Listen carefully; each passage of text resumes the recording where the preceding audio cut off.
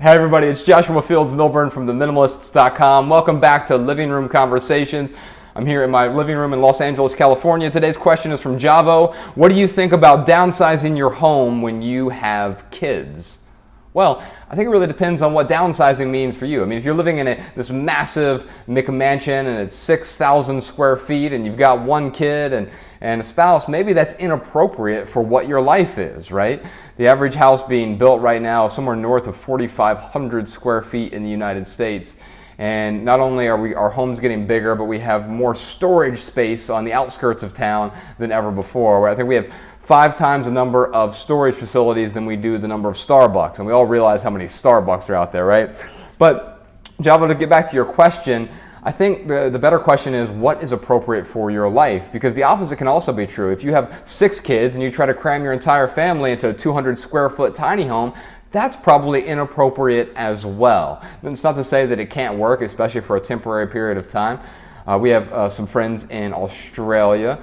Kirsty and her family, her and her husband, they have 6 kids, and they've been spending the last 9 months traveling around in a like a little caravan, like an RV, and all 8 of them basically are learning a lot more about themselves as a family. They're being more involved in sort of co-parenting, and what you're seeing is the older daughters are also becoming sort of 3rd and 4th parents to the family. And so it can create interesting dynamics. You can temporarily deprive yourself for a period of time, but it may not be appropriate for the long term. And so I think maybe the better question is, what is the appropriately sized space for me and for my family, right? And so we live here in Los Angeles in a 2-bedroom apartment. It's me and Rebecca and our daughter, 5-year-old daughter Ella. And what I've learned is this size is what is appropriate for us. It's probably, 700-800 square feet or so.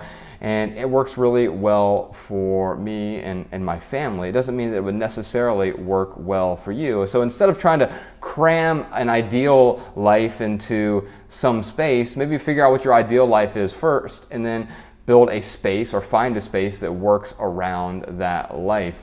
Because here's the truth, if you have a 4,000 square foot home, you're probably going to find a way to fill it.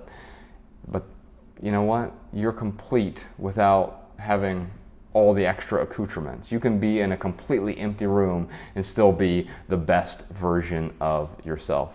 Hope that helps. If you have a question for me, I'm answering questions every day this month. I'm going to bring some guests on as well. You can leave some questions in the comments below. If you want more answers, subscribe to the YouTube channel. We'll see you next time.